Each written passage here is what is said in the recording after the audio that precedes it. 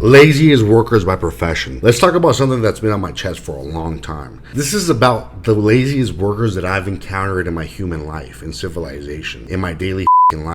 I don't know what it is, but I've encountered these people over and over again to have some sort of stigma over them. I'm convinced that they are the way they are. And I've seen Reddit, I've seen the memes, I know people are with me and they agree with me. So let's get right into it. Number 5, Taco Bell employees. All of them. Doesn't matter if you work in the front, doesn't matter if you work in the back, doesn't matter if you're cleaning toilets, all of you. Taco Bell is a place where I get nervous when I'm ordering food. Not just because I'm Mexican, it's Tex-Mex. I like the food, you know what I'm saying? I have a positive taste bud for it. It might even be my favorite fast food. But when you're talking Taco Bell, you're talking about a food chain that 50-50 their lobby's going to be open. That includes during the daylight in the morning. These guys hire some of the lazy ass high school workers, kids that don't give a about keeping it clean.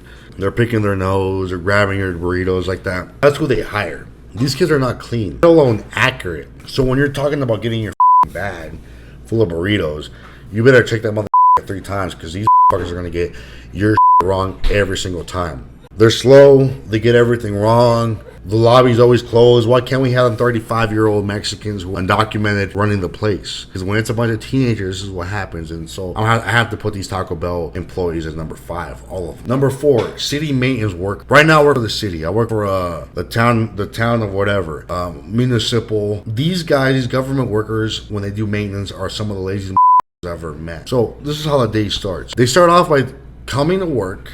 Let's say you start at 6:30. Then you have a whole conversation. How was your weekend type of talk for 30 minutes before you even start your job. So you didn't even start working until 7. I know, it sounds like the perfect job. And then 7 comes around, you go with your crew. First thing they do is pick up burritos, breakfast burritos. They go to 7-Eleven, hold up the line, and get pizzas, tater tots, coffees. You know how it goes. You see all these landscapers when you go into 7-Eleven. This is what these guys do. So already an hour of your day is already killed. By 7:30, like, you haven't worked a goddamn drop. Then it takes another half an hour to get to the job site. So you're driving around in your truck. I do this every day. I'm not gonna lie to you. But you do this every day, and you started at 6:30. You don't get to the job site till. And when you get to the job site, you get to mess around a little bit, whatever. So 2 hours of your day already free. You haven't done a goddamn thing. That is how city workers work. And these guys will take a 15 every hour. You're talking about another 2 hours throughout the day. Just, doing whatever. Getting breaks, getting water, talking.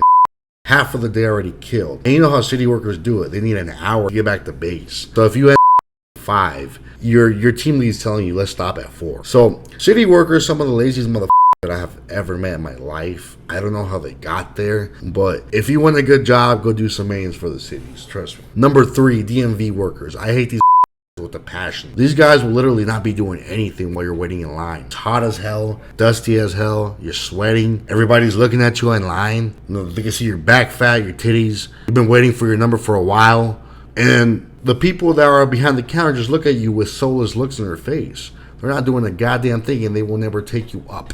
So what are you doing? You're just waiting in line the whole time. I hate DMV workers. And when they do take you, they always have some sort of attitude. They always act like they're in a hurry. When they haven't in the last 3 hours. It's always like, hello, what are you here for? It's never like, my pleasure. No, nothing like that. It's always some dark, post-apocalyptic. That's always what it is when you go to the DMV. Like, these guys just had like the worst news in their life, and they're treating you with that attitude. That's why I hate these motherfuckers. Lazy as fuck. They don't do shit. All I do is sit around all day. I wish I had a job like that. Just sitting around all day, taking people, typing in your little computer, and they still complain. And holidays off, weekends off. What else do you want? Number 2, tire and lube associate, like at Walmart. Like at Grease Monkeys. You know those dorks, when you go in there, you gotta get an oil change, and you get in line to, you park your car outside and you go through the back and you get in line. It takes like an hour for somebody to get up to the counter, and like they end up telling you like, oh, we don't have enough time to do your oil change today. We don't have enough time to do your air, your like brake fluid exchange or your coolant exchange. This is what it's always with these guys. Whenever you come to a tire and lube shop, there's a 20% chance you're going to get helped. Your car is going to get worked on. It's always 80 that it's not. These guys are always too busy. Well, they're not. I know that for a fact. I've gone there. First fucking thing in the morning, this guy was already telling me that he's already booked for the rest of the day. No cars there. No cars there for a whole hour. And he was already talking about already booked for the rest of the day. Like, that is incredible. So, tire and lube associates, some of the dirtiest, scummiest, scumbags, dusty, grimy motherfuckers work there, you know. They went to a technical school, they dropped out of high school, or they went to a technical school during high school. That's all they do. These guys, like, they act like they're badasses, but all they know how to change is tires and oil. It's easy. But they never have time for you, and they always try to sell you on some hey, I changed your oil, but your engine's about to blow out. Give me $5,000 and I can fix it right now. Number one, laziest in this world that I hate personally. It's a 0% chance when you go into any of these places that you're going to get help. We're talking about barber shops. Barbers. Mexican, black specifically. These dudes, you go in there, you need an appointment.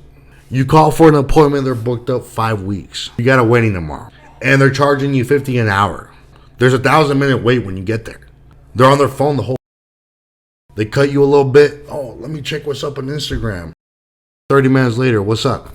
What's up? The conversation's always weird, always fake. Can't wait to get the fuck out of there. I hate barbers. Barbers are lazy as all of them. I'm getting my wife to learn how to cut my hair because I don't want to go with ever again. I always end up going to some danky shop because all the dudes are like, oh, you gotta get an appointment. Like, you know, I could fade you up and all this bullshit.